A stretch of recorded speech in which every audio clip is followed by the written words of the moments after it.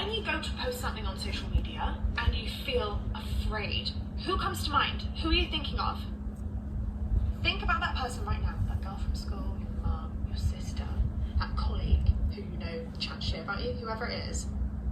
They own you. They own you and your self-expression.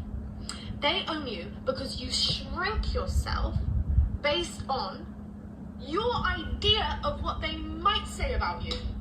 And they do own you because your self-expression creates your life experience. They hold the reins on your self-expression. And you can grab them back.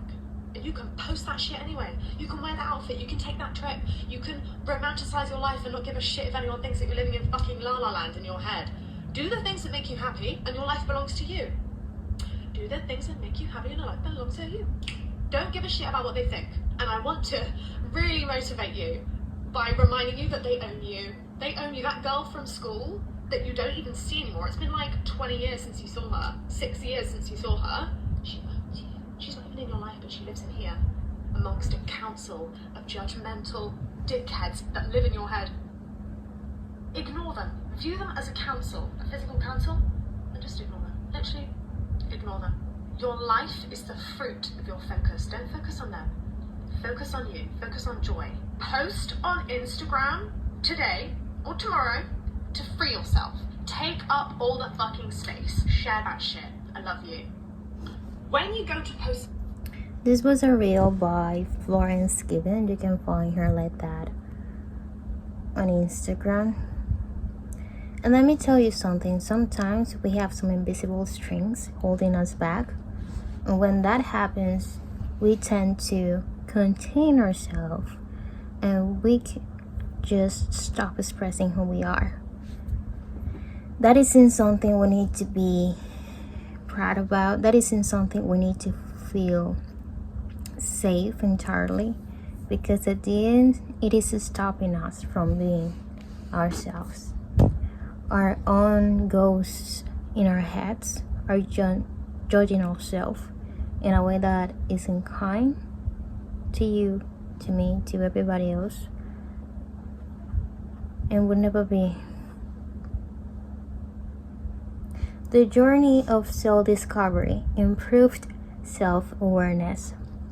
As we begin to express ourselves through various outlets such as writing, art, or verbal communication, we go deeper into the essence of who we are. This process of self-discovery allows us to gain a deeper understanding and appreciation of our own unique set of values, beliefs, and passions. This newfound self-awareness can result in a more genuine and fulfilling life experience as our actions become more aligned with our true selves. Step into your power.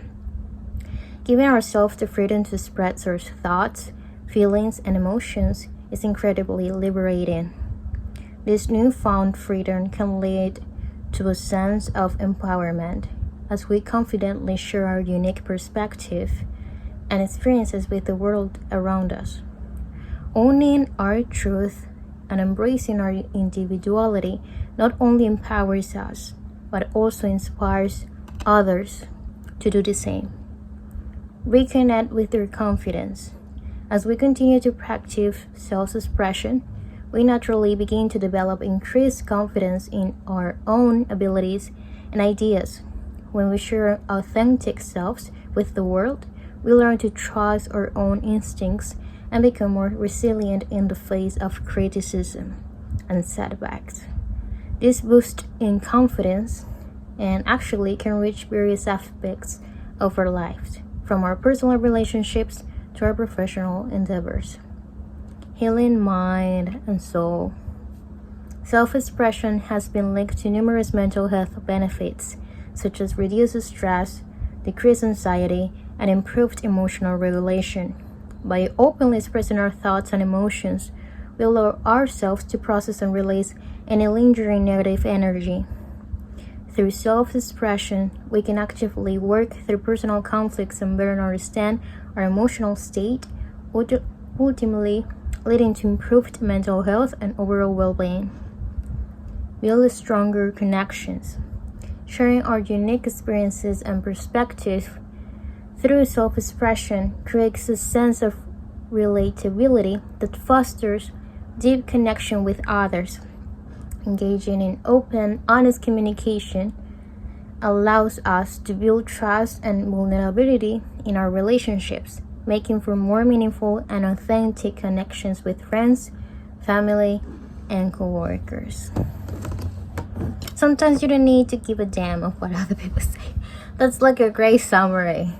And how do you do that? Being conscious of your self-awareness, appropriating of your well-being, being in charge of your mental state, also understanding your emotions, how you react in accordance to your actions and the consequences of other people's actions, and of course trying to increase your self-esteem while doing things that you like despite of what other people might think. And I think this is like a huge lesson. People even say it, like, you need to have great self-esteem, you need to be, or you need to own your true self, and you need to be yourself bad. Lots of people, they just keep developing that until we die. Actually, we aren't like ourselves in full all the time, and I think people take that for granted, that we tend to be our own versions, 100% us all the time, and that isn't true. What it is true is that we are human beings full of fears. We are scared of things in the world, people around the world, and we also sometimes are unsure about ourselves and our own capabilities.